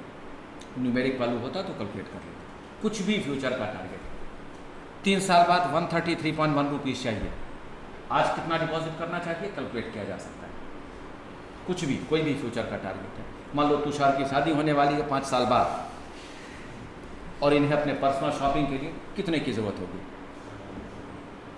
तुषार बताना चाहते हो या सीक्रेट रखोगे?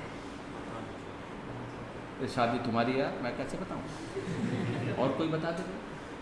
ये पड़ोसी है, मान लो, इनसे हेल्प ले लेते हैं। 50-60 मतलब इसकी पर्सनल शॉपिंग। हाँ, पर्सनल शॉपिंग कुछ बढ़ा सकते हो, महंगाई बढ़ गई है। हाँ बताओ,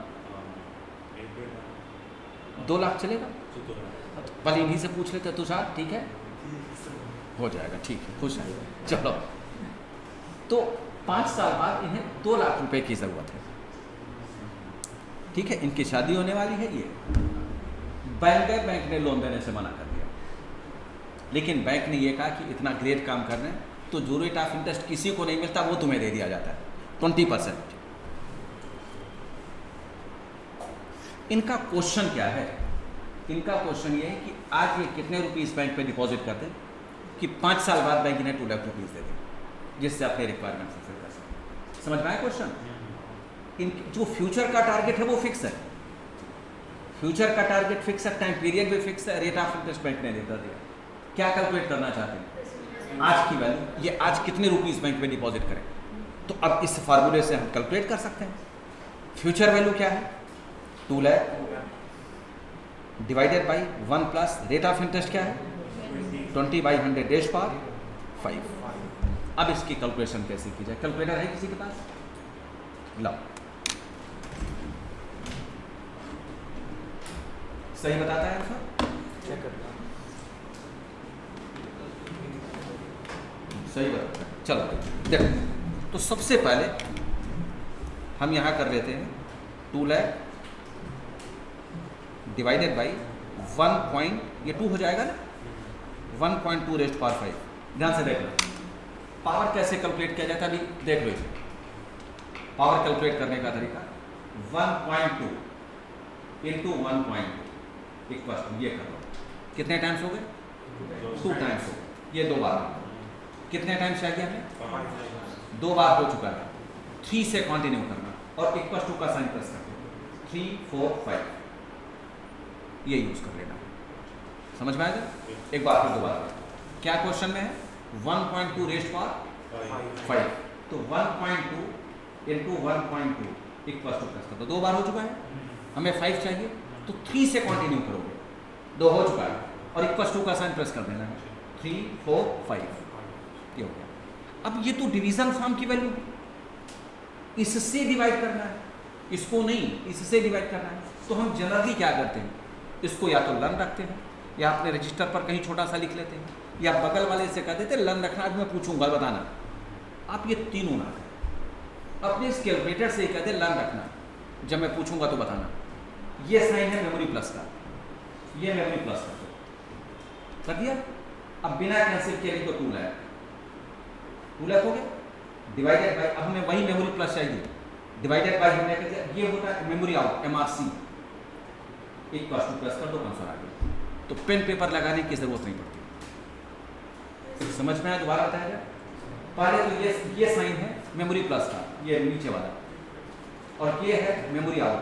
ये साइन कुछ नहीं है, यूज़ नहीं करना, ये मेमोरी निगेटिव में बताता है, इसको चाहो तो निकाल कर फेंक दो, लेकिन अच्छा नहीं लगेगा कैलकुलेटर, रहने तो यूज़ कभी नहीं करना। देखो क्या किया, सबसे पहले पावर कैलकुलेट किया 1.2, देखो यार 1.2 बता दे रहा हूँ, इंटू 1.1 इक्वल टू कितने टाइम्स हुए? 2 टाइम्स। कहाँ से कंटिन्यू करना है? 3 4 5, क्योंकि 5 टाइम्स पावर था, और पावर होता तो उतने टाइम्स आउट करते। अब ये एक फिगर है जो हमें लन रखना है, हमें इससे डिवाइड करना है, तो ये मेमोरी प्लस है। अब ये सेव हो गया कैलकुलेटर में, ठीक है, जब पूछोगे तभी वो आएगा। अब बिना कैंसिल किए डायरेक्ट तो 2 लाख हो गया, डिवाइडेड बाय, अब हमें वही फिगर चाहिए जो मेमोरी प्लस में डाला, तो ये है MRC, डिवाइड हो गया, आंसर आपको मिल गया। तो आंसर क्या मिला? 80375। पॉइंट वाला फिगर मैं हटा दे रहा हूँ। इसकी मीनिंग क्या है भाई? 80,375 रुपीज़ अगर ये आज बैंक में डिपॉजिट कर दें, चैन से रहें घर पर आराम से, 5 साल बाद बैंक इन्हें 2 लाख रुपीज़ दे देगी, शादी करें, ठीक है? समझ में आ गया सभी के? तो जब भी प्रेजेंट वैल्यू में कंफ्यूजन हो, तुषार की शादी याद रख लेना, तो ये समझ में तुरंत याद आ जाएगा और लन भी रहेगा ये। चलो ये टॉपिक लिख लो, आगे इसके बाद देखते हैं।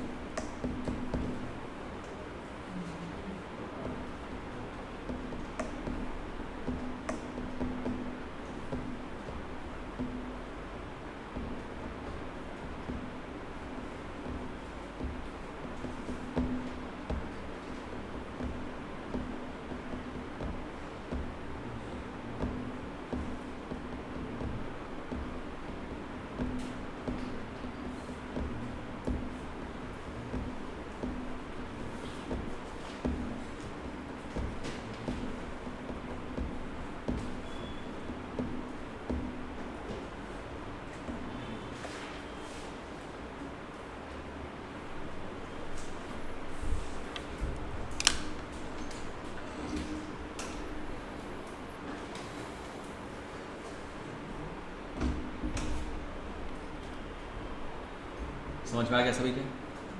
कोई क्रॉस क्वेश्चन नहीं? अच्छा, एक बार समराइज कर लेते हैं जो आज बताएंगे।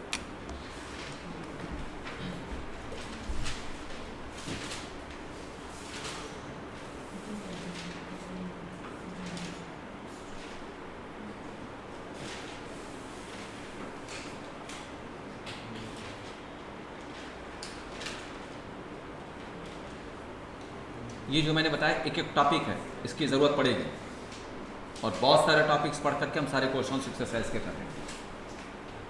देखिएगा चलो साथ में आप रिवाइज कर सकते हैं।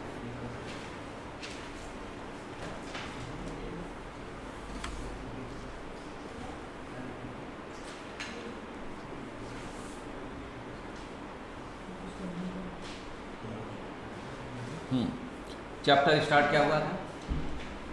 टाइम वैल्यू ऑफ मनी, जिसे हम मैथमेटिक्स ऑफ फाइनेंस कहते हैं। डेफिनेशन में क्या बताएगा? The basic concept of finance is that money has time value. Definition जानने की ज़रूरत नहीं है, केवल हमें इतना समझ लेना चाहिए कि फाइनेंस वर्ड की मीनिंग क्या है। हम फाइनेंस वर्ड की मीनिंग से केवल इतना समझते हैं कि मनी की वैल्यू कॉन्टिन्यूस इंक्रीज होती है। तो क्वेश्चन ये हुआ कौन कौन से फैक्टर्स इंक्रीज होते करते हैं? तो कितने फैक्टर्स मिले थे हमें? और प्रिंसिपल, टाइम, इंटरेस्ट और मेथड ऑफ इंटरेस्ट। प्रिंसिपल क्या है? Initial figure. टाइम फैक्टर क्या है? टी से नोट करेंगे या एन से नोट करेंगे, जितने ईयर्स के लिए ट्रांजैक्शन होता है उसी को टाइम पीरियड मान लेते हैं। इंटरेस्ट दो होते हैं, ध्यान रखना, एक इंटरेस्ट अमाउंट होता है और एक रेट ऑफ इंटरेस्ट होता है। रेट ऑफ इंटरेस्ट के बेस पर हम इंटरेस्ट अमाउंट की वैल्यू कैलकुलेट करते हैं। और नेक्स्ट क्या है? Method of interest. Method of interest में कितने टाइप्स? 2 टाइप। और प्रैक्टिकल लाइफ में केवल यही होते हैं, तो इससे अधिक होते ही नहीं है। एक सिंपल और दूसरा कंपाउंड। सिंपल इंटरेस्ट को हम पहचानेंगे कैसे? Interest every year original principal पर ही कैलकुलेट हो। 3 फार्मूलेज, ईयर्स के लिए अलग, मंथ्स के लिए अलग, डेज के लिए अलग। कंपाउंड इंटरेस्ट के लिए एक फार्मूला अमाउंट माइनस प्रिंसिपल। इसके एक्सप्लेनेशन से हमें 4 स्टेटमेंट्स मिले। कौन कौन सा स्टेटमेंट मिला? कि भाई सिंपल इंटरेस्ट के केस में हमें इंफॉर्मेशन कुछ भी दी जाए, हम कैलकुलेशन पहले सिंपल इंटरेस्ट की करेंगे, अमाउंट की कैलकुलेशन उसके बाद करेंगे। कंपाउंड इंटरेस्ट के केस में अमाउंट की कैलकुलेशन पहले करेंगे, इंटरेस्ट की कैलकुलेशन उसके बाद करेंगे। फार्मूला बता दिया गया। और नेक्स्ट स्टेटमेंट, 1 साल के इंटरेस्ट की कैलकुलेशन करनी हो तो सिंपल इंटरेस्ट कंपाउंड इंटरेस्ट में कोई डिफरेंस नहीं होगा। और अगला स्टेटमेंट, कंपाउंड इंटरेस्ट की वैल्यू हमेशा सिंपल इंटरेस्ट से अधिक होगी। अच्छा जी, मैंने कहा कि इस पूरे चैप्टर में क्वेश्चंस को सॉल्व करने के लिए, वो तो कॉन्सेप्ट था, क्वेश्चंस को सॉल्व करने के लिए कितने वर्ड्स हमें यूज करने हैं? Principal, interest, amount, time period. यही है। प्रिंसिपल क्या है? Initial figure. बुक में कौन कौन से स्टेटमेंट दिए जाएंगे? Sum of money, sum invested, sum borrowed. ये सभी स्टेटमेंट प्रिंसिपल वैल्यू के लिए है।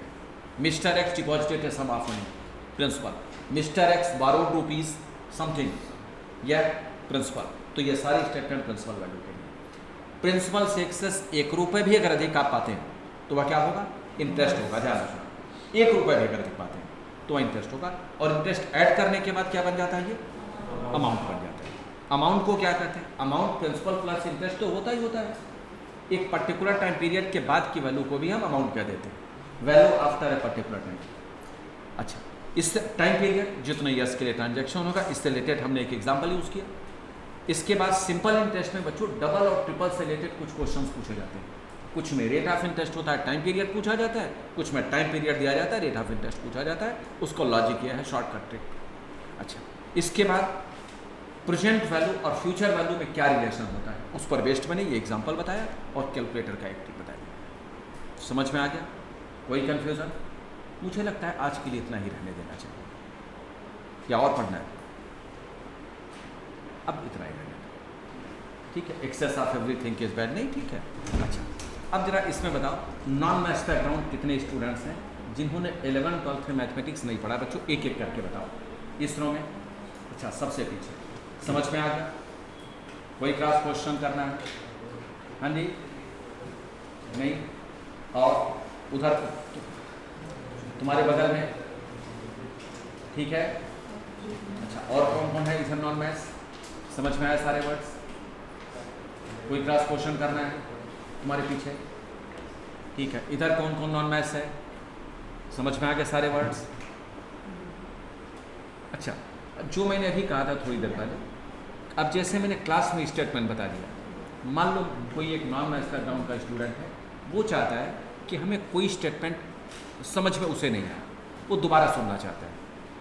तो एक तो तरीका है कि आप तुरंत 10 मिनट रुको, पूछ लो, या तुरंत आप क्लास में आकर के पूछ लो, वो भी चलेगा।